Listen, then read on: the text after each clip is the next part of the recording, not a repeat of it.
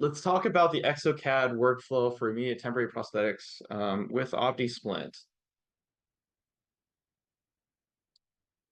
So just for the agenda for today, we're going to be going over a quick overview of the OPTISPLINT Exocad library. And we're going to just do a quick review of the records that we recommend. And then we're just going to go right into the immediate prosthetics after surgery. We'll do some case intro and setup, alignment of the scans. You'll see the OptiSplint library alignment in use, and then we're going to show you how we finish the prosthesis in Exocad and get it ready to print. After that, we'll have some Q&A, and hopefully we'll get to as many questions as we can at the end of this. And definitely, those of you who are wondering if this will be available later on YouTube, of course, we will absolutely be making this this recording on YouTube later on. So let's talk about the OptiSplint library for Exocad really quick. So I am going to share my other screen.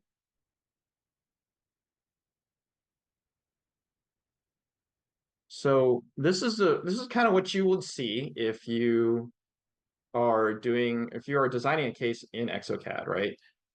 This basically would give you the ability to basically where you're at, where you are looking at the implant positions and you're about to use our library for the implant positions.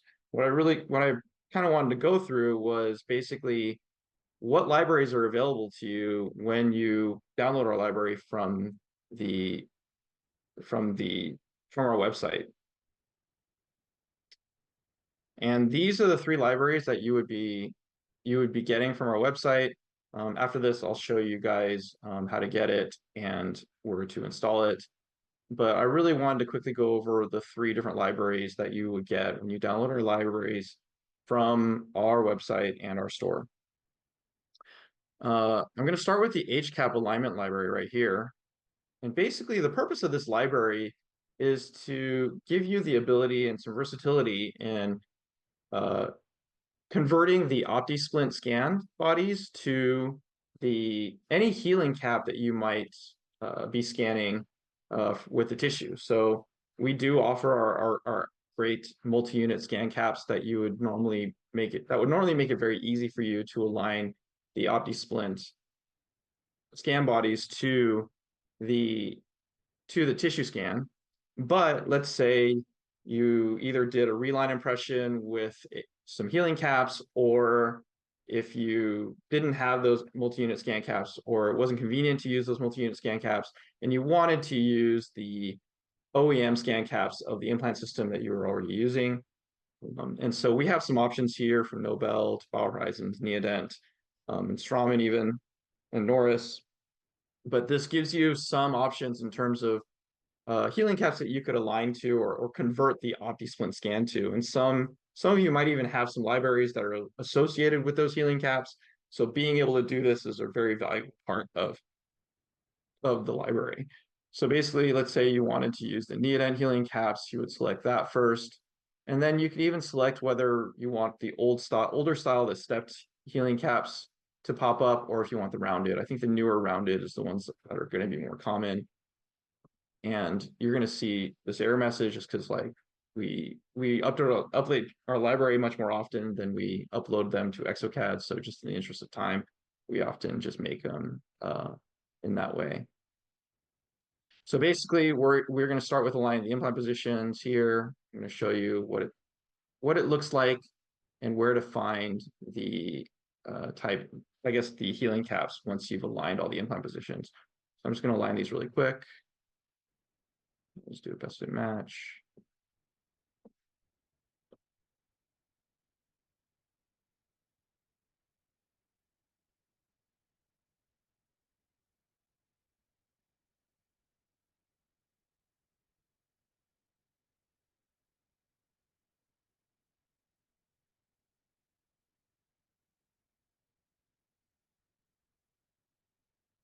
Of course, we love to see that really nice blue outline of the library on the scan body.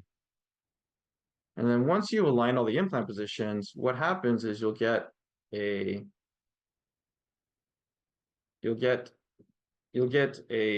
extra parts here on your on your I guess group of stuff here, and you're going to see under abutments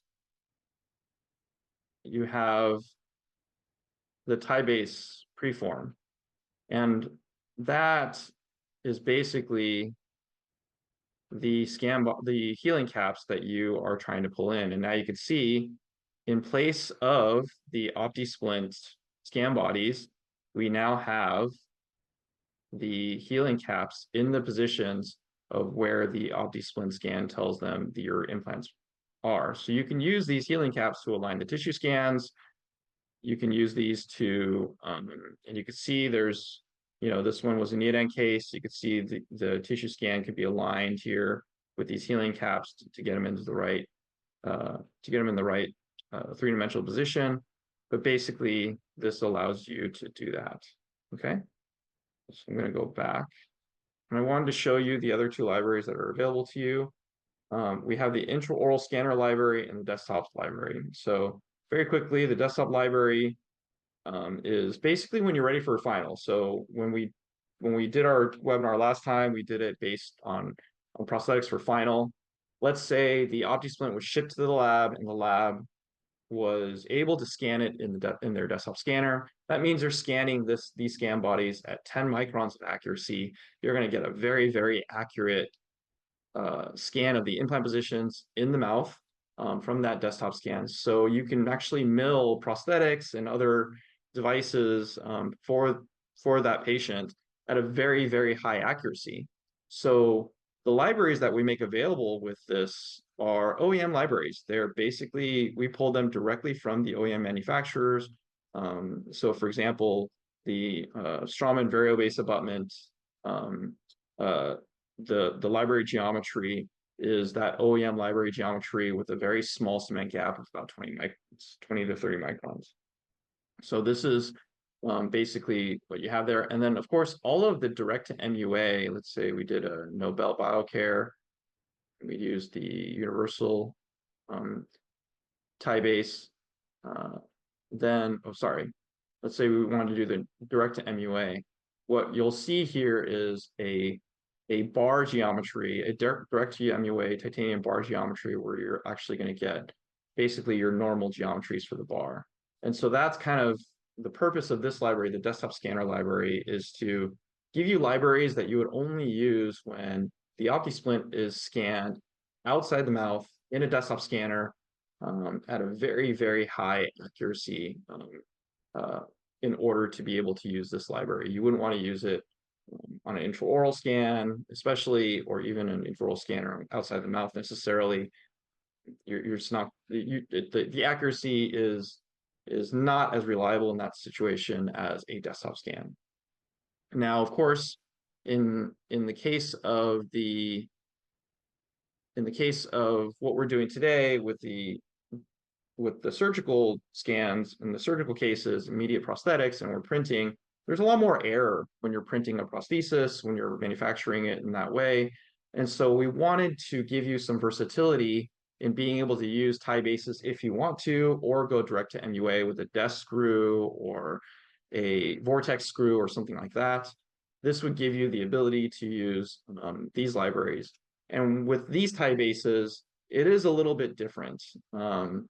So it gives you the ability to have these tie bases with a larger cement gap. So for example, if we use the same Straumann SRA variobase abutment again, this SRA variobase abutment geometry actually has a much larger cement gap of over 100 microns around that variobase. So if there's any error in the scan or in the print, you're going to be able to compensate for that when you're cementing those tie bases into that prosthesis. Now that really does give OptiSplint a lot of versatility because you have the model, because you have the ability to very accurately make sure that your implant positions and any prosthetics that are going back in the mouth are going to be very passive. Just having this ability to compensate for those, for any of that error, whether it's from the manufacturing process or from the records process, it allows you to do so with the library itself. And of course, all of the direct to MUA options are in here for the different kinds of screws that are available, the desk screw, the Rosen screw, power ball.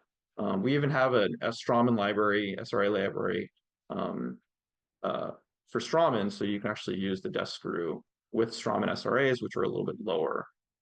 Um, and we also, of course, have the Vortex screw in here. What I love about the Vortex screw is they have the different heights of the seats, and so it gives you a lot of different options here as well, in order to in terms of how high you want that screw to sit in that prosthesis. And so that's a really nice little feature that they have that some of the other, you could see that screw kind of moving up and down on the geometry. Okay. And so that's kind of what you're able to do there, in terms of that, in terms of this library, and this is how our library was set up for you guys. If you guys have any questions, please put them in the Q&A chat. We'll try to address them at the end of the webinar. So let me go back to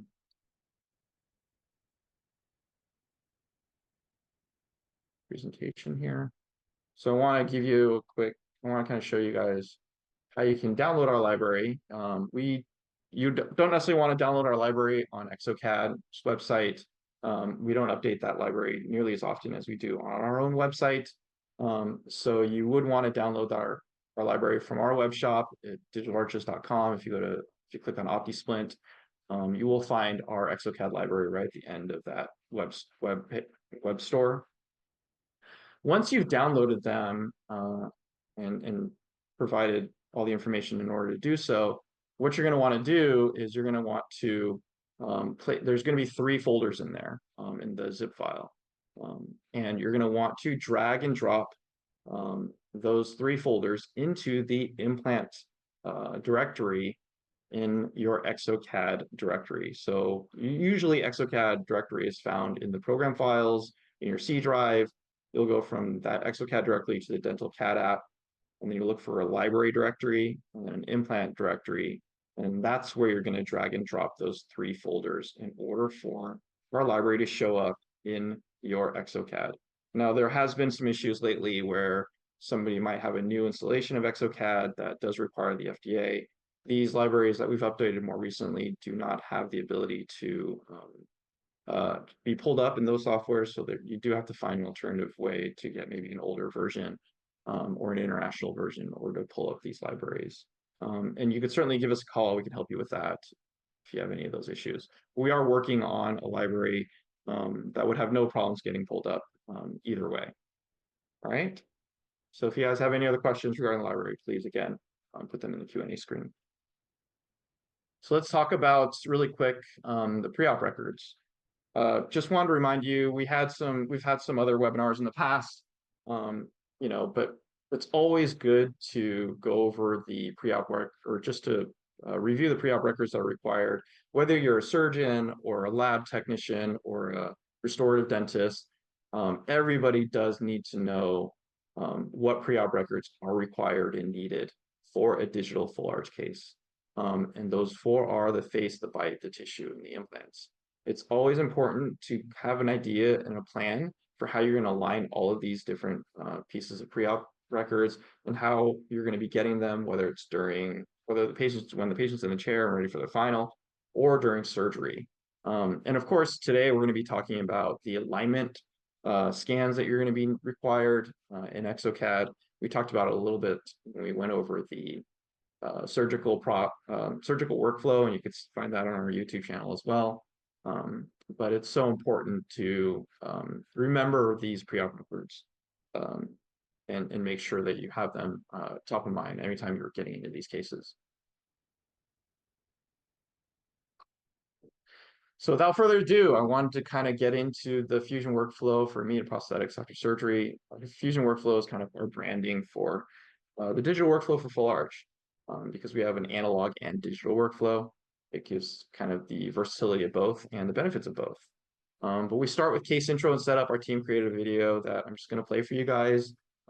It does have sound, so you'll hear it. And again, if you have any questions come up, please put them in the Q&A. So just real briefly, just to give a quick overview of the case. This is the maxillary pre-op record, and this is the arch that we're going to be working on today. And then the opposing here. It's important that when pre-op records are taken that the interocclusal registration is done at the proposed vertical dimension of occlusion in CR, or CO in this case.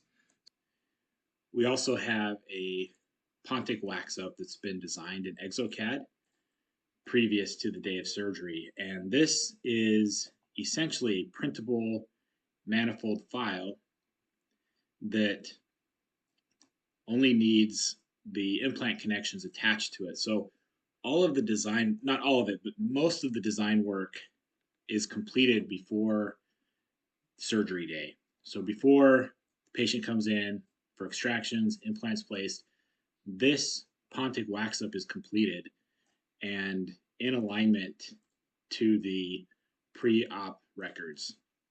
And this Pontic wax up will be used, imported into Exocad for the surgical case, ready for the implant scan to be imported so that the abutment connections can be punched into the prosthesis here and printed. So most of the design work's done. What will need to be completed beyond what I just mentioned about the implants being, the implant locations being added to the prosthesis is the soft tissue contouring along the intaglio surface. And I'll show that here in a little bit in Exocad.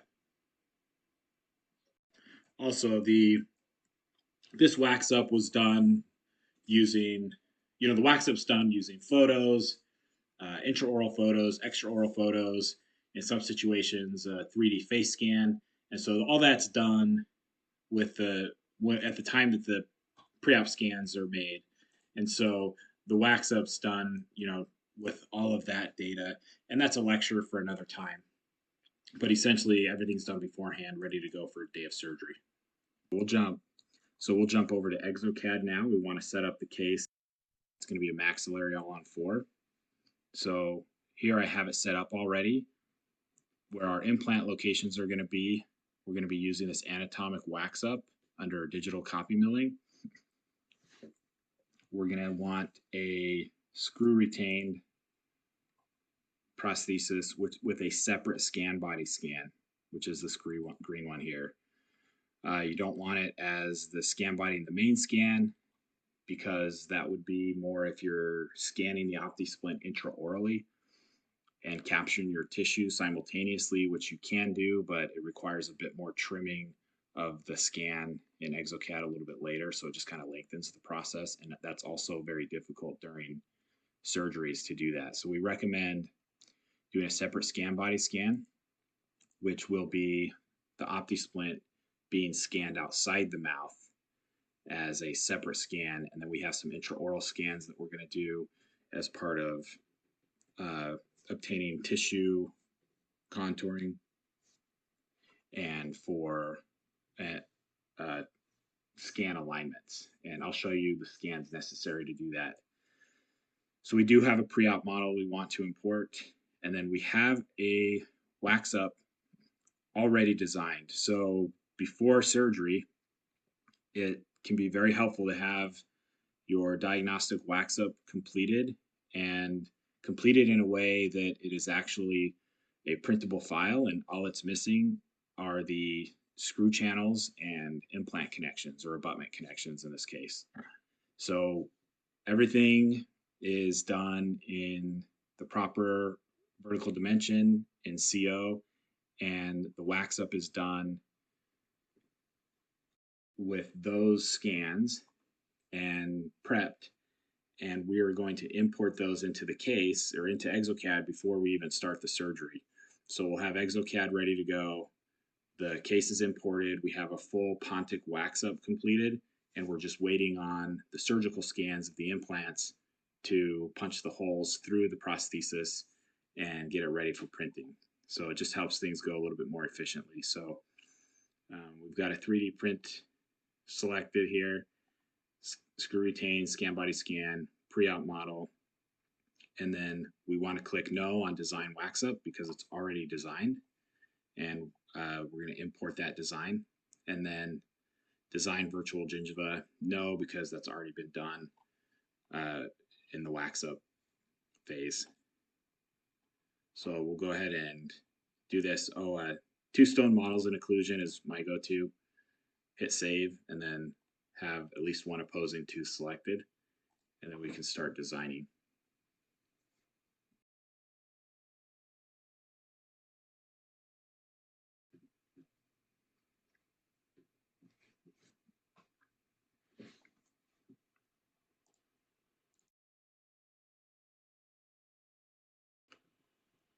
So here we have, the first scan it asks us for is the jaw scan. We don't actually have the jaw scan yet because the surgery has not started. The implants have not been placed. So I'm just going to pick a placeholder for it. And that placeholder can be really any scan. I'm just going to use the pre-op upper jaw scan, and we'll replace that later on once we have the surgical jaw scan, which is essentially the tissue scan of the sutured tissue, and that's going to be our jaw scan. We'll replace it later on. So this is what we're putting in just for a placeholder right now, and that's the same.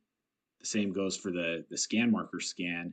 This is not scanned yet because the surgery hasn't happened. We're just setting the case up, getting it ready. So I'm going to just import another placeholder. I'll just use the same pre-op upper jaw scan, and then the wax up scan. Here's our Pontic wax up that was already completed. And then we have our opposing, we have the actual pre-op, so that's the same one, and then we have the opposing. So just a quick takeaways from this section. The proper records, we definitely want to emphasize the proper records, of course, just like I mentioned right before this, from the bites, the implants, the tissue, and the face. They are critical for success. We also do recommend pre-designing the diagnostic wax up prior to the day of surgery to save time on the day of surgery in the case. And of course, when you set up the case in Exocad DB, we do recommend using the implant sites to be the screw-retained anatomic wax up, and then selecting, of course, that screw-retained option. And the other tooth numbers are marked as Pontic wax ups, and then we do recommend clicking on the dots between the teeth to indicate a bridge. So when you pull in your pre-designed prosthesis, it'll kind of know what to do with it. So those are the takeaways from this section that we recommend you kind of take from that. So the next part is the alignment of the scans. And so this is actually really a critical part of this workflow and how it's been being done in Exocad. You're going to be aligning these scans, the different scans for this of the surgery, and you're going to be taking a couple of scans during that surgery. So again, we made a really quick video for you guys to better understand how those alignments work.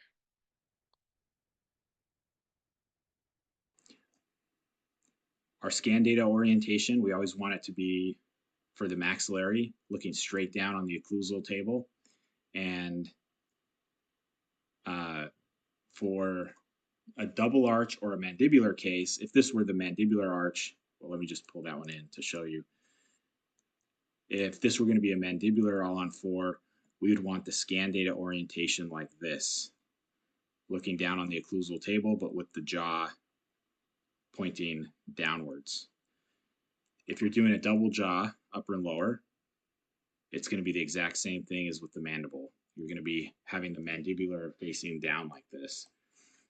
You might think, at least I did initially, when you're doing a double jaw, it would make sense that it's like this, straight on, but no, it's for the double jaw, you're looking straight down on the occlusal table of the mandible.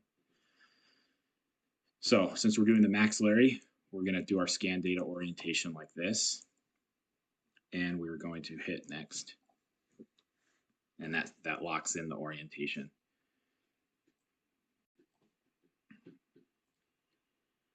Okay, so here now we're just waiting on the surgery. So before any extractions are done, but after anesthesia has taken effect.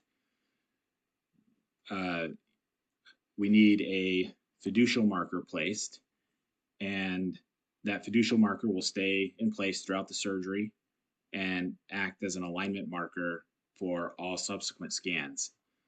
So we have that, so I'm going to pull that in.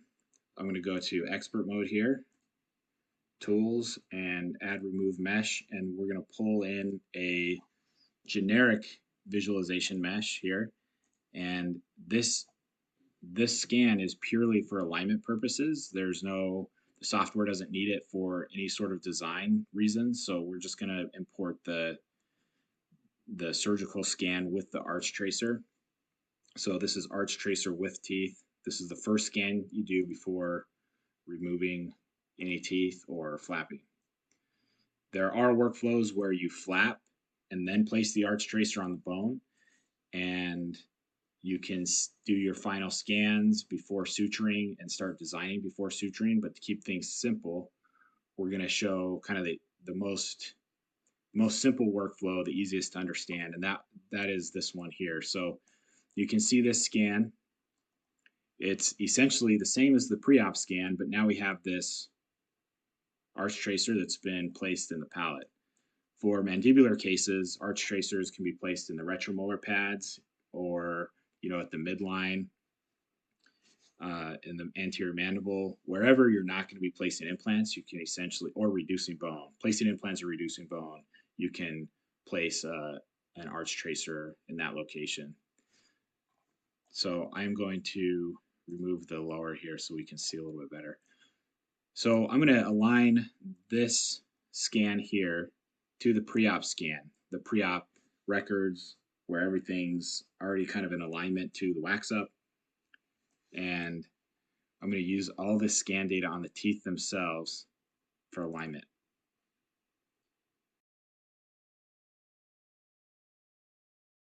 Just going to pick some random teeth.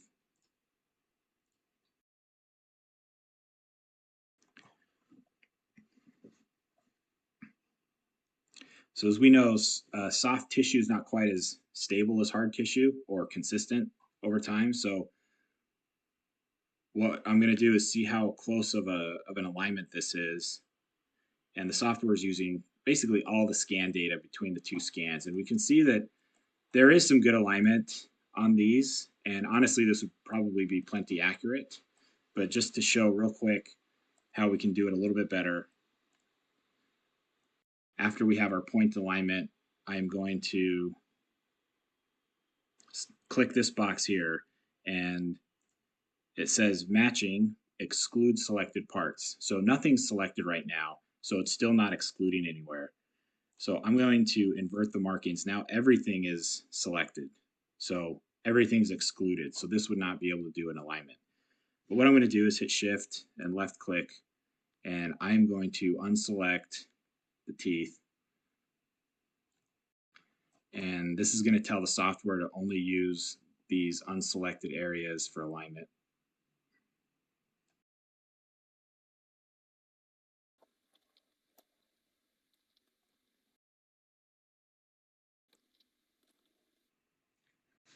And now we'll go ahead and perform the alignment and then best fit matching. Okay, so I can already tell it's going to be a better fit. So I'm going to exit out of this box and click show distance, and now you can see how much better that is. There's way more dark blue salt and peppered throughout the teeth. And if we do a cut view here, we can see how much better that is.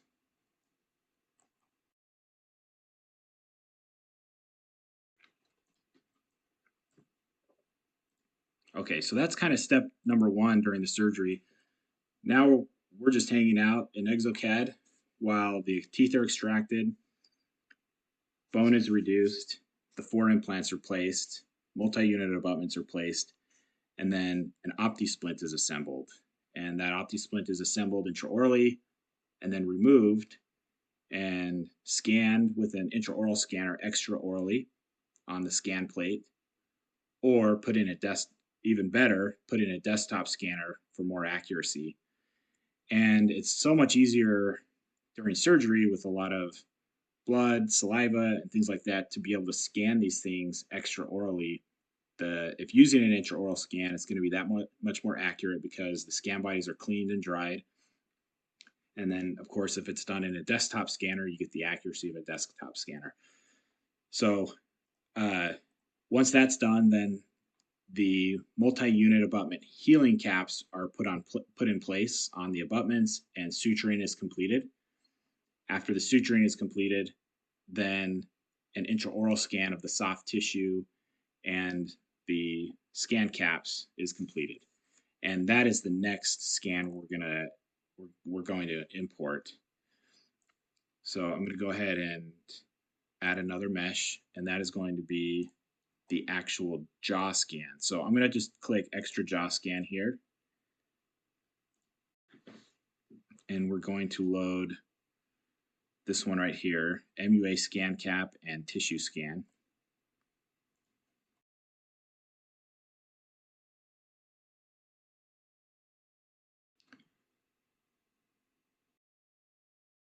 And we need to align that.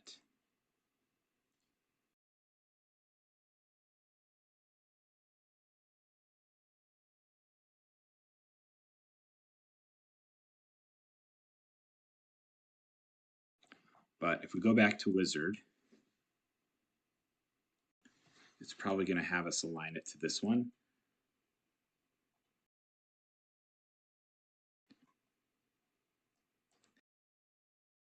But I'm going to click next. I want it to replace the whole scan data because this original one, as I mentioned before, was just a placeholder. So we're just going to replace it. We don't want to merge it because this old one still has teeth. So we just want to replace the entire scan data. And then I'm going to jump back and do the alignment because it's way out here. And we're going to use the same highlighting tool to just highlight the arch tracer. So I'm just going to pick a couple of these corners here to do the point alignment. And then we're going to click this tool, exclude selected parts, invert markings, and then we're just going to highlight this arch tracer here. Highlight it over here.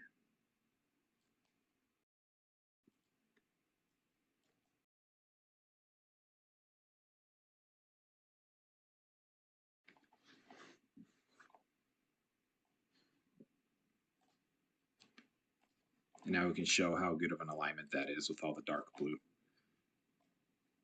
So that should be a really accurate occlusion. Okay, so we're getting there. So now we have our tissue scan aligned, and the last remaining thing is to replace our placeholder for the actual implant positions using the OPTISPLINT. And so we're going to go back to Tools, Add Remove Mesh, and we're going to just replace the scan marker scan. Do you want to replace it? Yep. And this is going to be our OPTISPLINT scan on scan plate.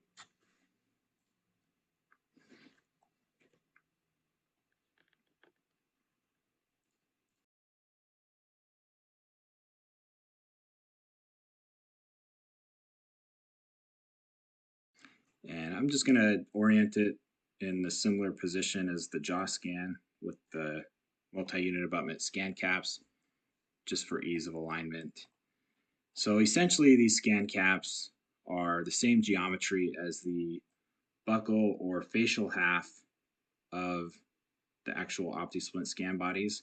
So for alignment purposes, we're just going to click a point on the buccal or facial aspect of each scan body and match it to its corresponding facial aspect of the multi-unit abutment scan caps.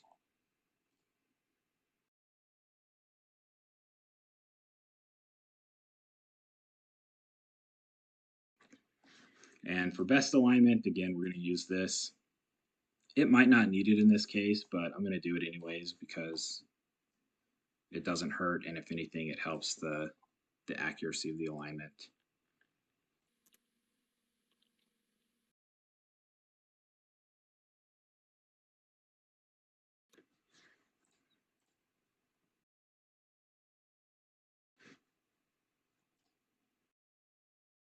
Okay, so pretty decent. Not perfect on this one. I kind of chalk that up to discrepancies in the intraoral scan with all the uh, saliva and blood on the soft tissue. But these three are pretty decent, so that looks like a good alignment.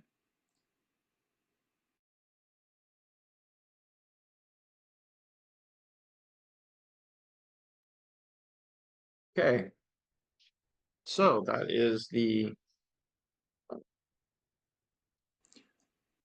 that is the alignment of the scan data. So just quick takeaways from this part of this section here. You definitely want to properly align the scan data orientation.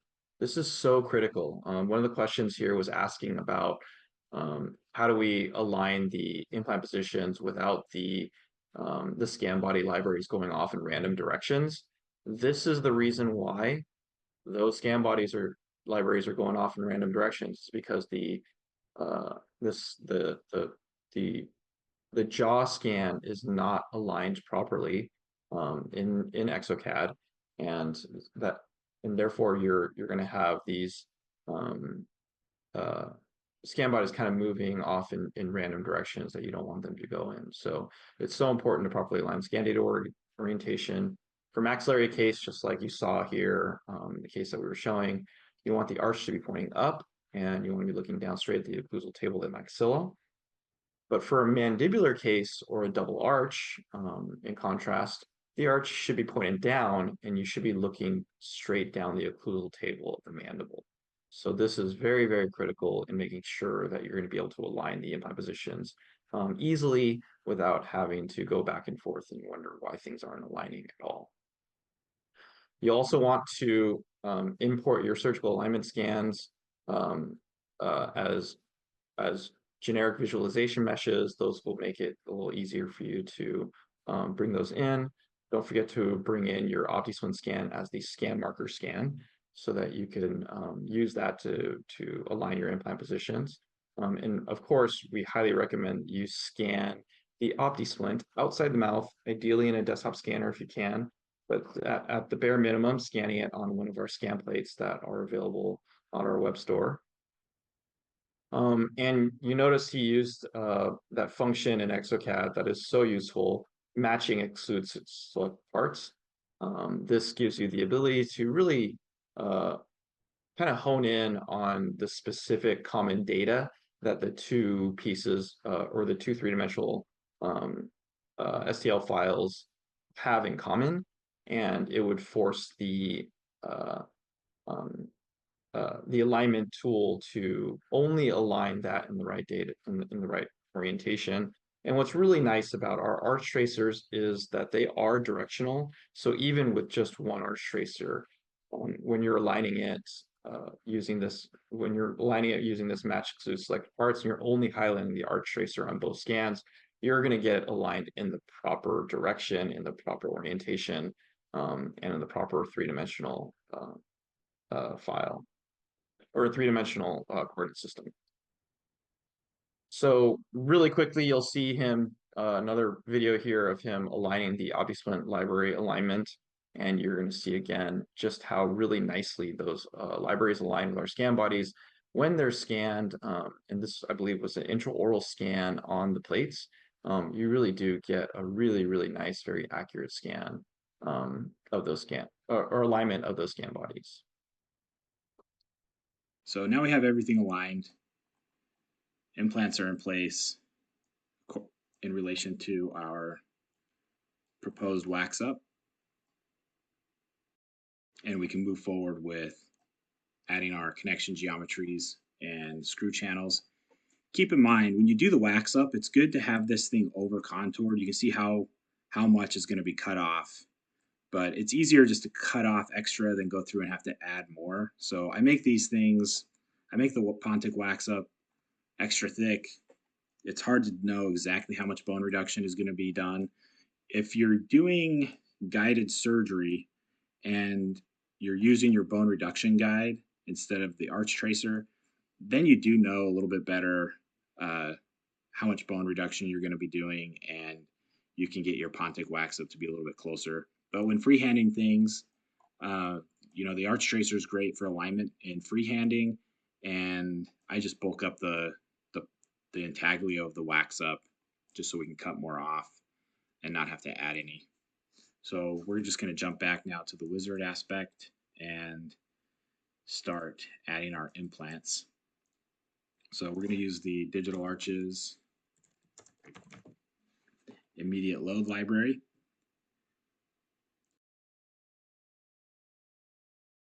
Direct to MUA in this case, and we'll use the DES 19018 screw.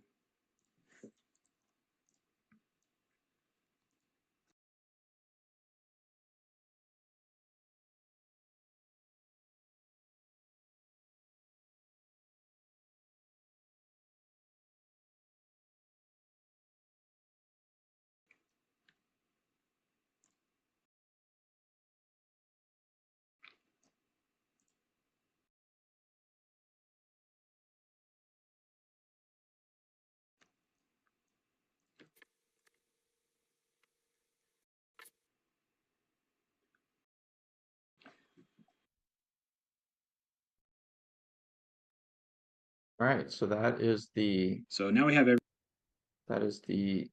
alignment of our scan library or of our OptiSplint library.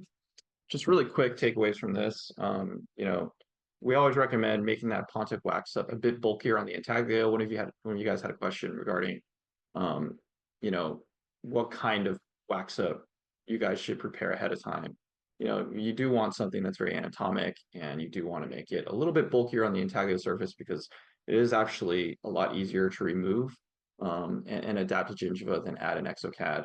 In most surgical cases, the IO immediate load library is used, the intraoral immediate load library is used because that's where you're going to find the direct to MUA libraries like the desk screw, the power ball, the ROSA screw. And then, of course, the click point is on the facial side of the scan body, so make sure you're clicking there when you are uh, uh, kind of aligning the library data to the scan body scan.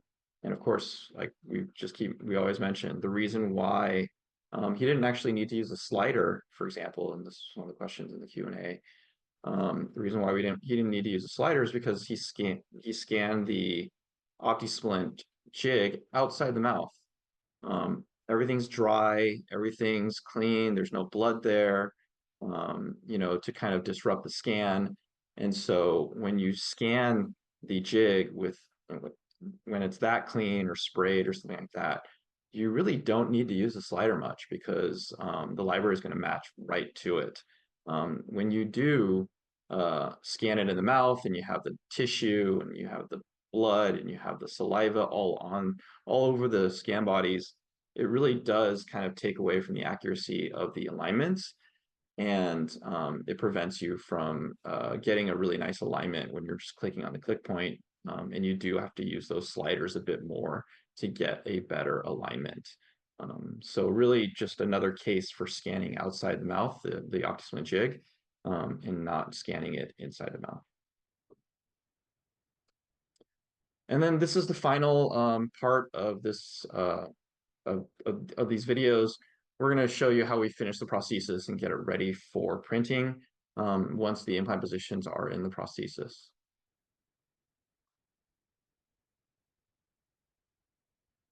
Okay, so one thing I forgot to mention and what I forgot to do previously was to smooth out the jaw scan. So this is a scan of sutured tissue, so you see all of these irregularities, not to mention the scan caps in this case. So what I would like to do before moving forward is to go ahead and smooth things out and get rid of those scan caps. Just have a really smooth ridge. I don't want to change the larger macro anatomy, but all of these irregularities, I want to smooth these out because I want the intaglio surface of the prosthesis to be as smooth as possible. So I'm going to take a second now to adjust this scan. So part of the reason it needs to be adjusted real quick, I just jumped forward to show you what would happen, is on the intaglio, you get all these irregularities from the sutured tissue, and not to mention the healing cap or the scan cap can create these huge indentations on the wax up, and that can be corrected on the prosthesis, just free-forming things at the end. But to make it a little bit more clean, what I would like to do is actually jump back, and I forgot to do it in this case, and so I'll show you how to fix it, is jump back before the implants are placed. And actually, let me see if I can do it right now. I'm just going to jump back before the calculation of the wax up.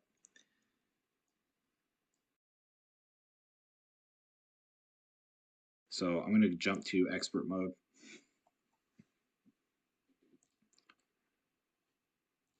And highlight the jaw scan, and I'm going to freeform the scan data. And let me just get rid of all of these other things.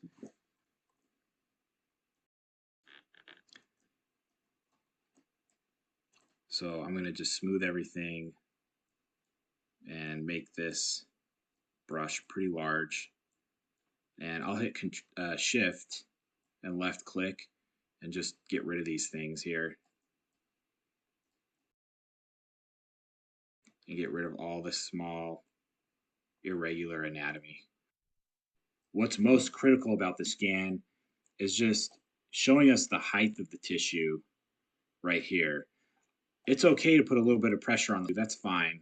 In fact, it may actually be helpful in some cases, but we want to smooth out the anatomy here so that the intaglio surface of the prosthesis is nice and smooth. And that's only going to help during healing to make sure that the soft tissue does not adapt to an irregular intaglio surface or create a situation where plaque is getting trapped around the implants or in irregularities. So we can have some gradual anatomical changes like that, but most likely most of this is probably just soft tissue that's been sutured together. So we can actually take this down a little bit, and I think we'll be safe, assuming our surgeons created a pretty flat bone reduction. Then that leads me to believe that most of these things are just going to be irregularities from thicker soft tissue in some areas and thinner in other areas. So,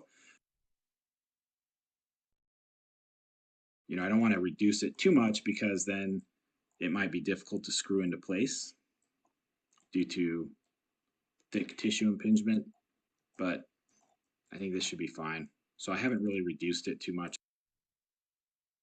So we'll jump back into the workflow and move forward. So it's going to finish calculating the wax up, and then we'll adapt it to the gingiva and smooth out the intaglio, and then it'll pretty much be done at that point.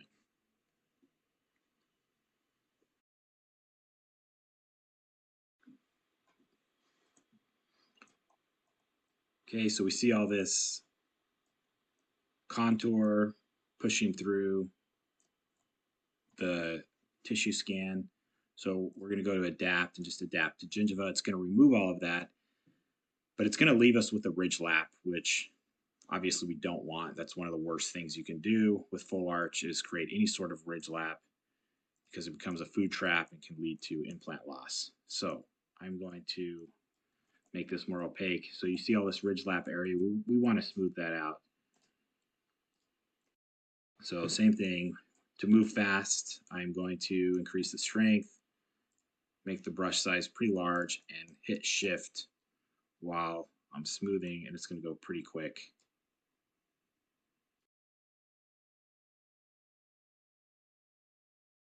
And this also gives us a nice tapered emergence profile around the abutments. Okay, so even after that, we still got a little bit of a ridge lap, so I'm going to just go direct and use the knife tool and just remove the flanges completely, and then I'll go back and smooth it out a little bit more.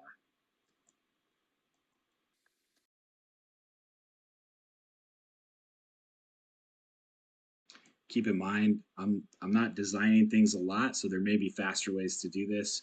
But essentially, now I have a flat plane. It's not very convex, so I'm going to pull in this smooth tool and just kind of make everything a little bit more convex. Convex is good. Concave is terrible for anything fixed. Really, any ridge lap is not good for fixed prosthetics.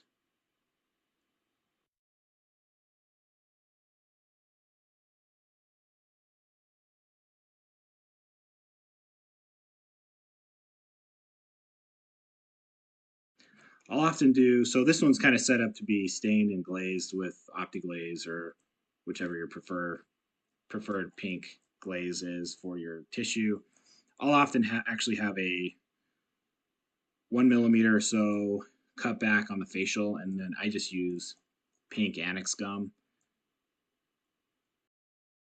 to do my soft tissue. I can just within that cutback just flow pink annex gum into the cutback, and I find that a little bit easier than using actual stains and glazes, but I'm just not that good at it. So it's up to whatever you feel comfortable with.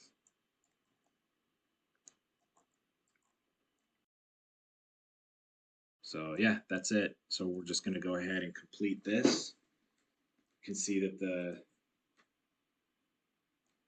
the soft tissue is pretty close. My assumption is this gap is actually going to be filled in with soft tissue because I smoothed everything out. So I don't want to go in and start adding too much pressure to it.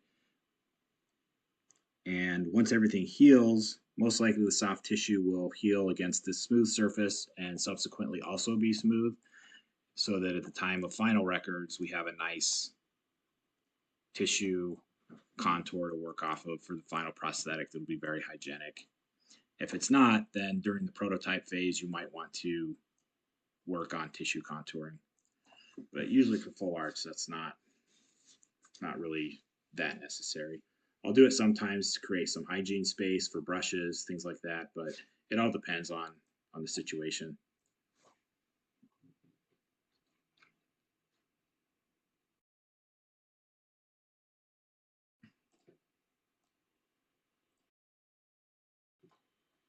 Great. So these, you can tell that the doctor that placed the implants did a pretty good job placing them because they're all coming out either in the occlusal table or just lingual to the teeth. So this case will turn out really nice.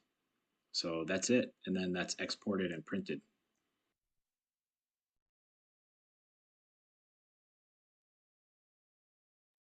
Okay.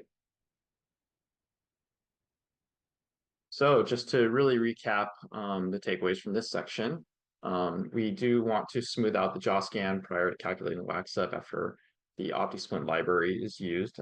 Just make sure you get that nice intaglio surface on your scan. You don't end up with something that's all over the place. So you definitely want to take that jaw scan and smooth it out before you actually calculate the implant positions into your wax up.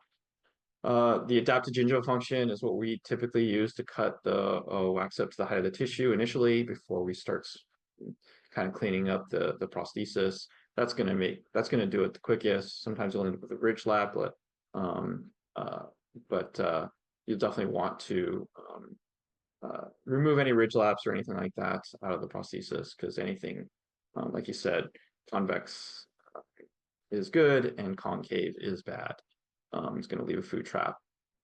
And then, like I said, and make sure it's something that is very easily cleansable. So yeah, you want to eliminate all those ridge laps.